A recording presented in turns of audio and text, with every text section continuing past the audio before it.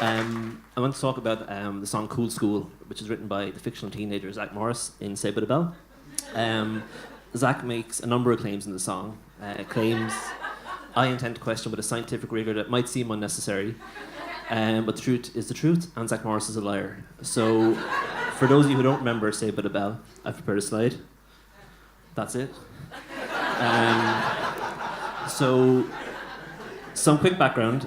Saved by the Bell was a sitcom that aired from 1989 to 1993. It's one of those things that seemed good at the time, but when you look back at it, it's actually kind of crap, like Red Lemonade and Avatar.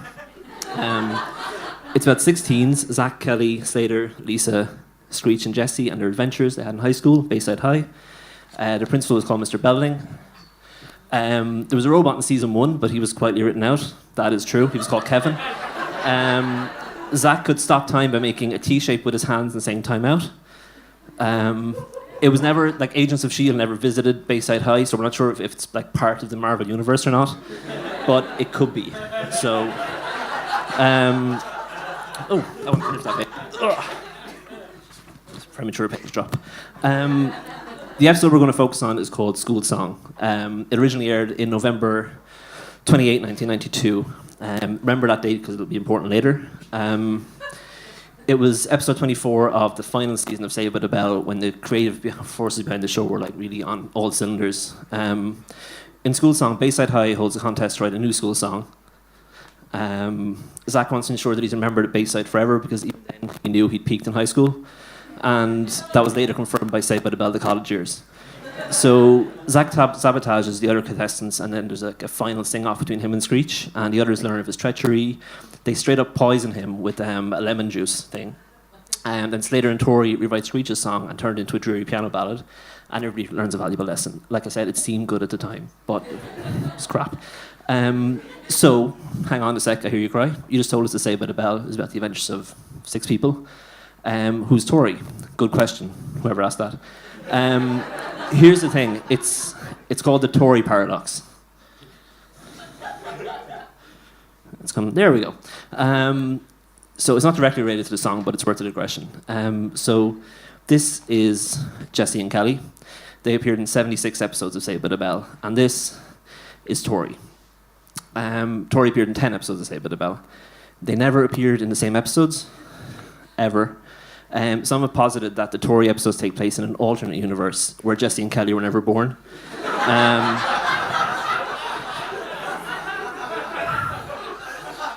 This seems likely because in the Kelly-verse, Zack and Kelly are dating, but in the Tori-verse, Zack and Tori kiss at a masquerade ball, like, you know, high school stuff, masquerade balls. Others, mostly me, admittedly, have said that the Tori episodes are a direct inspiration for the Flash Sideways universe in the final season of Lost. Damon Lindelof and Carlton Cuse have so far refused to answer my emails, which just means that I'm right. So, for posterity, here's Screech's song. I most included seeing to see the types of faces he pulls while he sings it. There's one there. So now we'll move on to the main part, which is the lies that are Zack's song Cool School. So there isn't actually a good audio copy of Cool School available, so you just have to kind of imagine how it went from these 4 pieces of info. Info 1 is that picture. 2 is that it was written by Zack. 3, Mr. Belding enjoys it. And 4 is that it sounds like something Marty McFly would have played at the Enchantment Under the Sea dance to make sure his parents kissed. So let's move on to the lyrics and expose Zack as the fantasist he so clearly is. It starts with a line. There we go. It says, Bayside is the school that's cool and you know that it's true. So Zack is suggesting that there's only one school that is cool.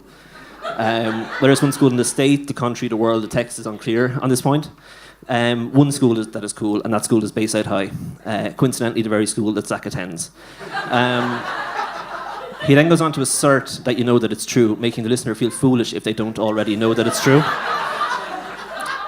This is a good way to get the weak-willed to agree with the song's thesis, but we're not going to do that tonight. We're staying strong. So, the next line is here. The girls are the cutest and the guys are the hippest too. Ooh, ooh, ooh. So this is obviously sexist, which is not cool at all. Zack's valuing the girls solely for the looks, while the guys get judged on the more holistic quality of hipness. I'm not going to objectify the female characters in Saved by the Bell, so we'll skip over the first half of it. But I will say that prepubescent me in the early 90s wholeheartedly agreed that Bayside's girls were the cutest. And then we'll move on very quickly. But we'll take a second look at the guys. That's them. Cool, okay. So, next, Zack. Is Zack hip? We need to establish the hipness of every character here. Zack is not hip. But in the Saved by the Bell canon, he is hip. So we kind of have to give him the benefit of the doubt.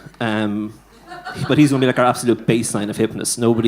If nobody's cooler than Zack, they're just not hip. So you have to be as hip as Zack to qualify. So is Zack hip? Yes, pretty much.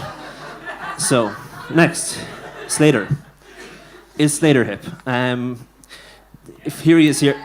See, here he is, right? He's not quite understanding how chairs work, but he's staying positive. So that's admirable. But we need to look at the pros and cons. So pros, he's a good dancer. He can do ballet, and he also does that 90s sitcom dancing that Carlton in the Fresh Prince of Bel-Air does as well. So that's a plus, I suppose. Next, he sits down on chairs backwards, which is always cool. But is it enough? Let's have a look at his cons. Con 1, he's an amateur wrestler, and sport isn't hip. It's not. Sorry, that could be a personal preference, but he's just no. 2, he gives people bad nicknames like Preppy and Mama. So, instantly unhip. Good nicknames are neutral, no nicknames are hip. Bad nicknames are unhip. And finally, he is, as Jessie often points out, a male chauvinist pig. And that wasn't hip then, and it's not hip now. So, I'm calling not hip on Slater. Deal with it. Next, is Screech hip? No, he's not. Don't waste my fucking time. Screech isn't hip. Absolutely not. Bam.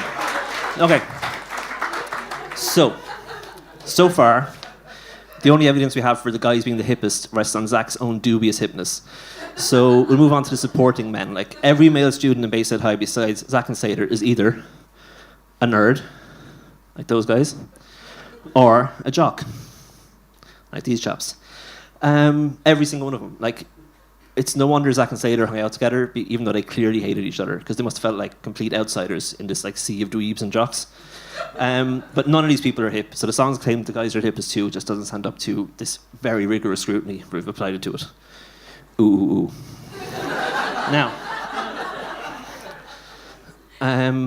next up, other schools try to touch us, but you know that they don't have a clue.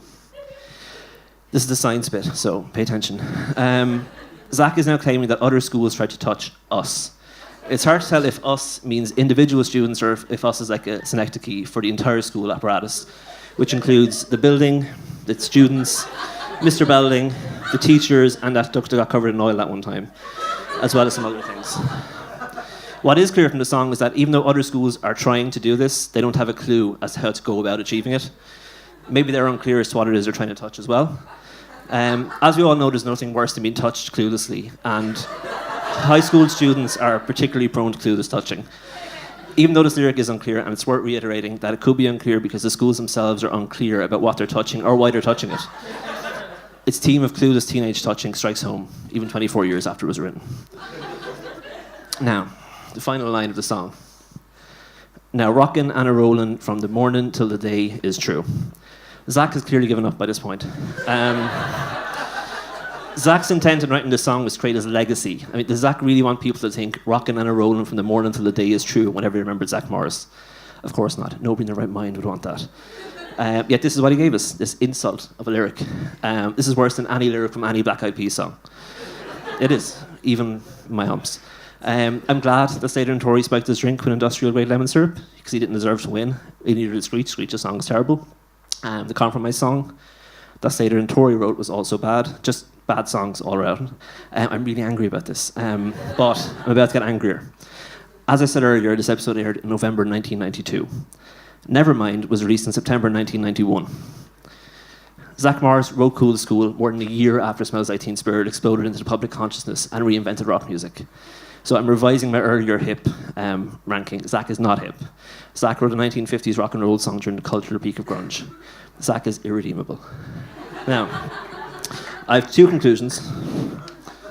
In conclusion, one, Bayside High could very well be a cool school, but the evidence provided by Cool School, the song, is unpersuasive. Secondly, Cool School should have been a grunge song. The world was robbed of the chance to see Zack Morris the grunge years. I'm furious, so furious, but I'm also willing to answer any questions you might have. Thank you for listening to my shite.